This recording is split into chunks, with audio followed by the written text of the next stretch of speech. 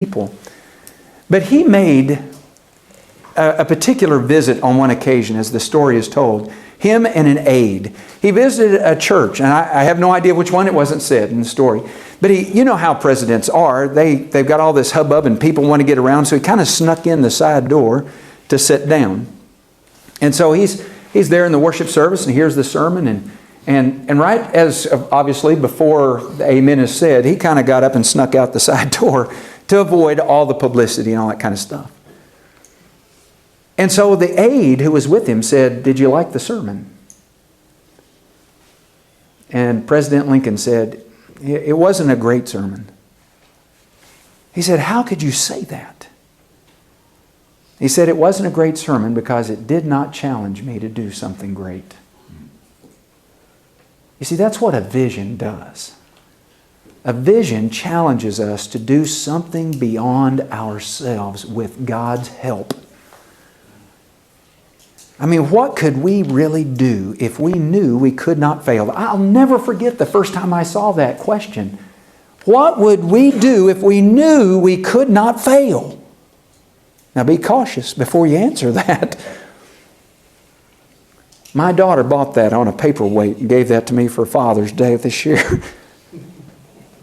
What would we do? What would we attempt to do if we knew we could not fail? Isn't it interesting?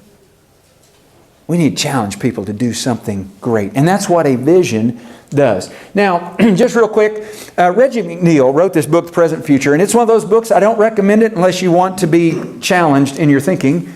But more than anything, convicted. I mean, he says some things that hurt me because they were true. I mean, it is a powerful book. But it's a book that he talks a lot about vision in. And so in this particular book, The Present Future, he talks about how that vision is discovered. It's not invented.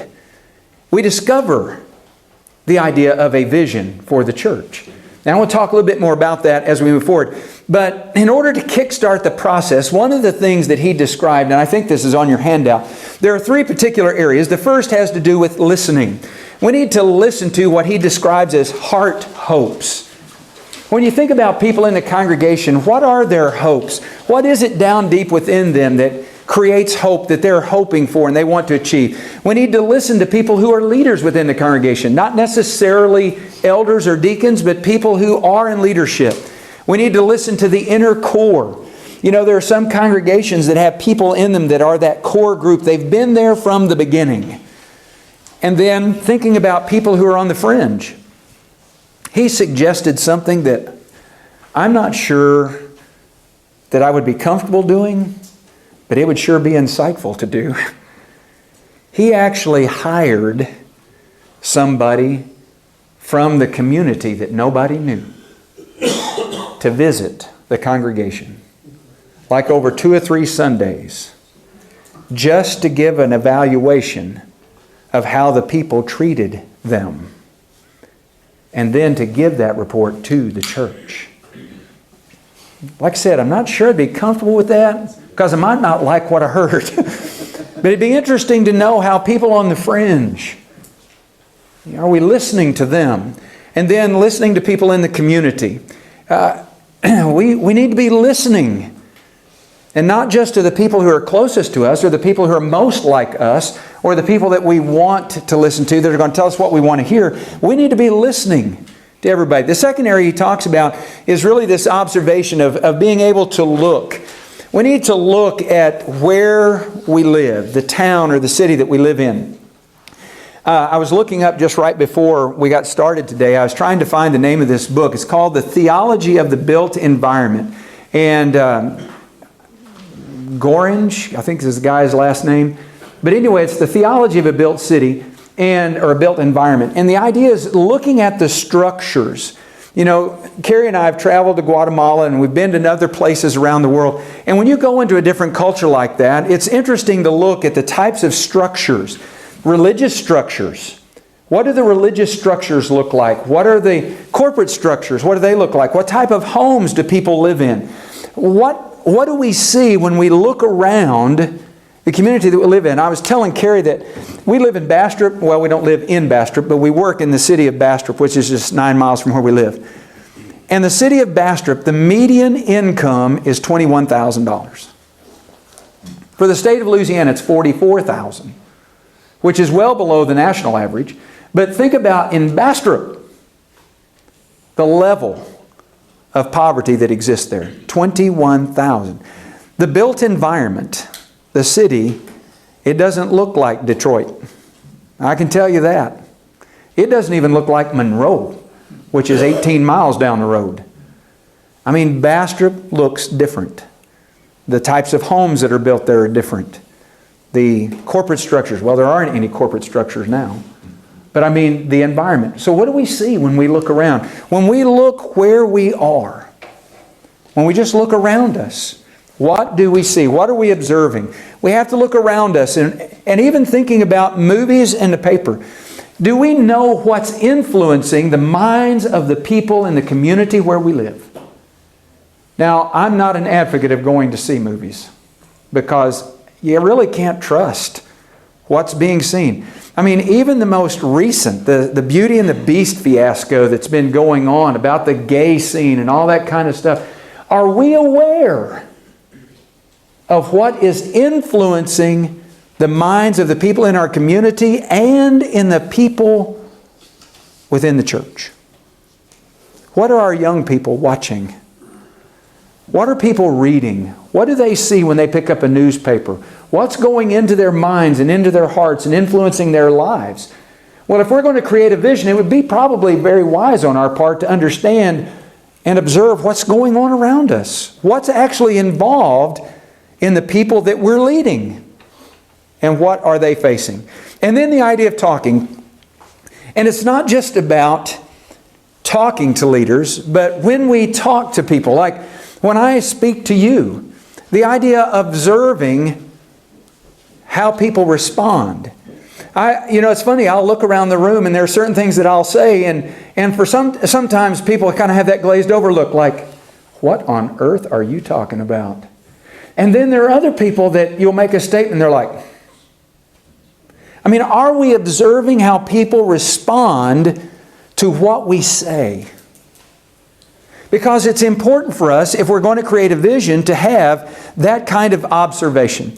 So let me share with you, and this is going to kind of wrap up this session. I want to share with you 4 different books that I extremely recommend that you get. And these are only some of what I'll recommend throughout the day. But I really recommend that you pick up a book by John Cotter called Leading Change.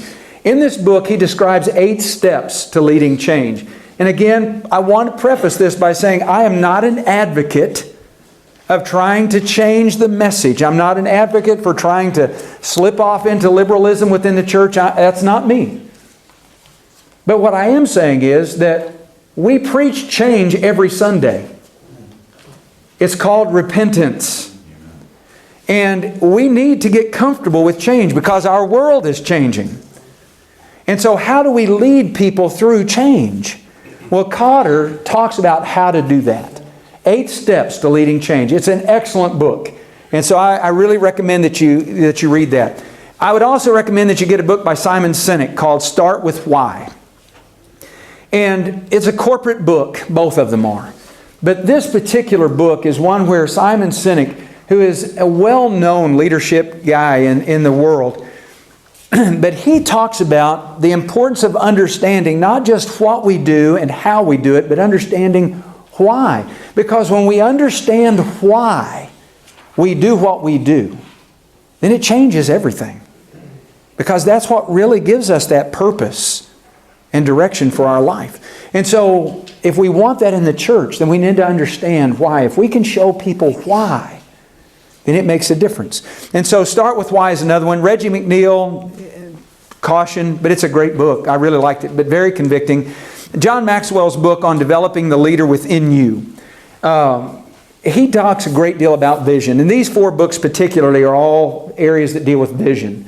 And that's the reason I recommend them, is because they really do focus in on talking about vision and how vision works and all of those areas. When we come back after the break at 11, we're going to spend some time in talking about some components of vision that I want to share with you. I'm going to share a story with you in regards to some areas that you need to be involved in and thinking about regards to vision. But primarily, we're going to spend about 10-15 minutes or so in your groups to work on developing a vision. And it's just initial, and I'll explain all of that in the next session. There's just the initial thoughts of how to prepare a vision for where you are in the church that you work with. And so try to stay in your same seats when we come back after the break. But just real quick, not that this is the Q&A, but do you have any questions, or what questions might you have in regards to what we've said so far as we kind of build as we move forward? Usually vision needs also a set of guiding principles.